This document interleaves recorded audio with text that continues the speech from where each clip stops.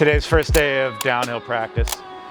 It's a beautiful sunny day. It was raining this morning though, but I think track's still, it's probably wide open. B practice was this morning.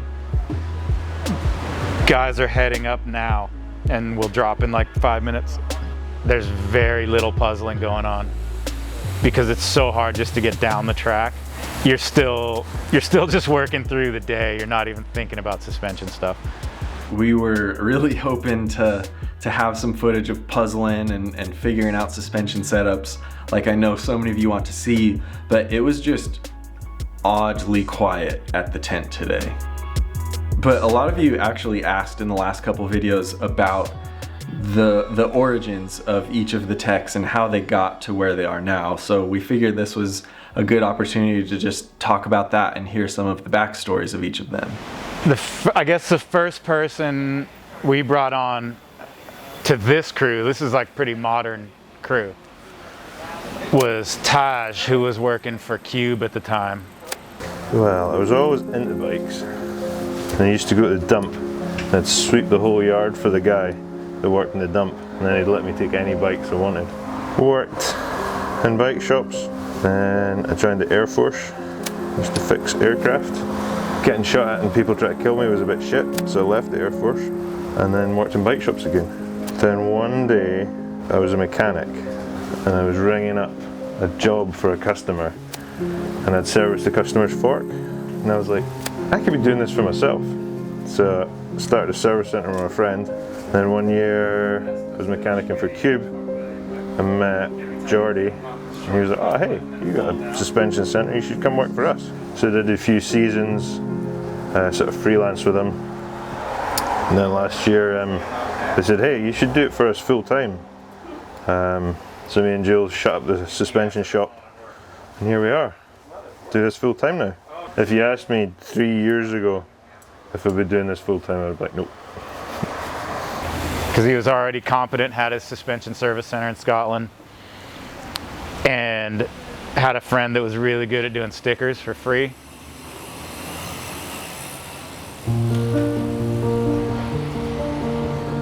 To be honest, if you told me 2 years ago that I would be doing this, I'd wouldn't believe you. But I guess the right place at the right time, and you know the right people, and you have the right opportunities, and good things happen. Yeah, my story is probably a bit different to the other guys. I started riding bikes in about 2012. Before that, I didn't bike at all. Not even like cycle to the shops. I don't think I'd been on a bike for about 15 years. I did some other good stuff when I was younger that I enjoyed as well. I used to ride horses a lot when I was younger, and it's a good foundation for riding bikes. You're going fast and you're jumping things. And me and my friend decided to do a charity event where you cycled 35 miles and hiked 45 miles in 24 hours. And then after a few rides was like, why have I not been doing this forever? And then fast forward, what did we say, 2016, so 4 years. Taj and I were together and he had a service centre in Scotland. He needed some help and I needed a change. So started to learn how to help him, basically. He got the job part-time with Fox and I used to come along and hang out, and Jordy was there. I think I wouldn't say he was unfriendly. It's like, who is this drunk chick with this other annoying drunk chick in our tent being drunk and annoying? I was sober. I don't think I was driving. Oh. Well, there's no excuse then. And then last year, I got the job with Fox. Then Pascal, I don't remember meeting like the very first time I met him. I do remember the big beard and nicknaming him the Wizard. I mean, the first time I went through platform 9 3/4 to get the train to Hogwarts was, I think I was maybe 4 years old, 5. He's a muggle! Gained quite some wizard skills since then. I was always into bikes, but it was more motorbikes. in the younger days. So I started being motorcycle mechanic with 17.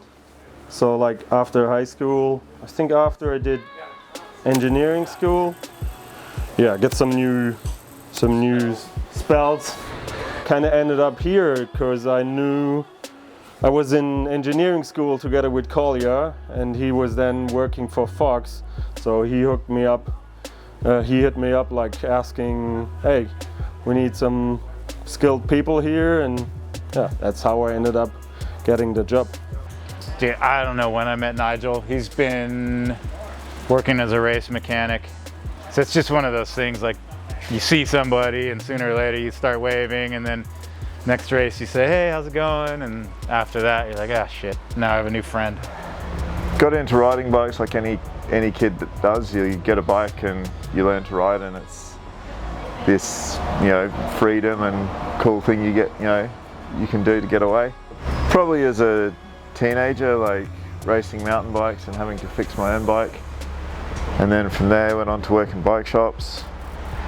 And then from there I moved to working for race teams. I think in racing you always have to work until the job is done. That's just the nature of the industry. So there's been a few occasions, I think the record's probably 3 or 4 a.m. or something in Peter Maritzburg one year, and then just sleeping on the ground during practice. And then the riders would come down and wake me up, and I'd wake up and fix their bikes and go back to sleep, and they'd go and do another run.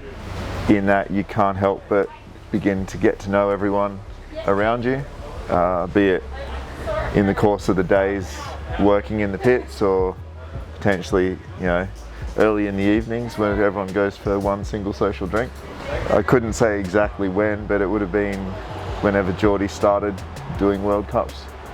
Whenever that was, like 5 or 6 years ago or something like that. It's kind of been a recurring theme this whole season, and was cool to see it resurface again today, that all of these people are great at what they do and they get the job done, but at the core of it all, they all just love bikes and love working on bikes. And it's cool that we're all brought together by such a simple love of mountain biking. So hopefully tomorrow we'll have a bit more action and a little bit more interaction with the athletes. Not really sure what to expect since everything is so different this year, but we'll definitely keep you in on the loop. So thanks for watching, and we'll see you tomorrow.